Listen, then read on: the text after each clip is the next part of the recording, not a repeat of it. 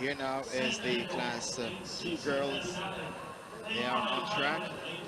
Holy Childhood in 1, Convent of Mercy Academy in 2, Woolmer's Girls in 3, Homewood 5, Hydel 6, Edwinal in 7, St. Jago in 8.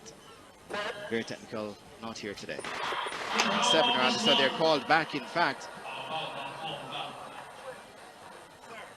So once again, the lane assignments, Holy Childhood in 1, Alpha in 2, Woolmer's Girls in 3, Homo Technical in 4, Hydel in 5, Edwinal in 6, St. Jago in 7, and Very Technical should have been in lane 8, but not here for this event this afternoon. Yeah, St. Jago, the fastest Class 2 girls team this season. 45.81 is what they delivered at Central Champs. They also had a 45.93 clocking at the Camperdown Classic, and they start as favorites here. Interesting to see how a lot of the Central schools go, because they're coming off Central Champs in midweek, with the exception of Hydel, who did not participate on the girls' side, but the others, the Edwin Allens, Homewood Technical, St. Jago's, they were at Central Champs. Should be quite sharp. Schools from the Central Championships. Or tired. But I'm sure they're up for this. Just one round of running. So they set about their business. Clean break. St. Jago already moving well up top. They're chased by Edwin Allen. So it's St. Jago and Edwin Allen. Hydel is also right there. St. Jago, Edwin Allen. Hydel messing things up. Homo Technical also right there. This one promises to be close. It's St. Jago from Edwin Allen. So it's St. Jago with that lead. Hydel will have to do some, rather Edwin Allen will have to do some work here now to catch them. So it's St. Jago, Edwin Allen, Homo Technical, St. Jago. Here comes Edwin Allen. St. Jago though, can they hold off Edwin Allen?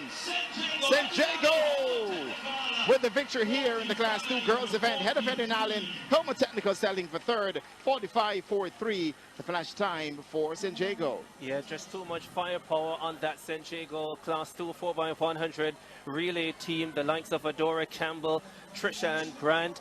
They also had Malia Duncan, the sprint hurdler, in that setup. When you have that sort of firepower, you're always going to be difficult to beat. I did wonder at some point, coming into the Gibson McCook relays, if Edwin Allen could win all 5 of the big relays, so, or 6, sorry, no, sorry, 5, the 4x100s and the 4x400.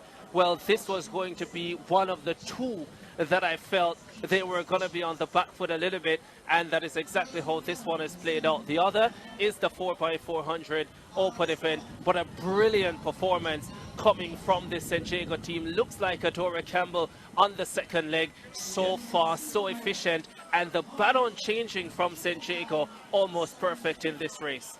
Yes, it really made a difference here, because they came in at the favorite, they had the pressure, they had to deliver, and we see Woolmer's going down on the first leg, and then Hydel on the second leg, and St. Jago just beautiful, masterful exchanges all the way through onto this anchor leg, fine sprinting to take the victory. They came in as the favorites and delivered. Yeah, they also go faster than they've gone this season, 45.44. The fastest time by a Class 2 team in high school for 2026. So they continue to put down these quality performances, and that makes it the 3rd time this season that they've gone under 46 seconds. And to show just how dominant they are, no other school has gone under 46 seconds for girls Class 2 in 2026.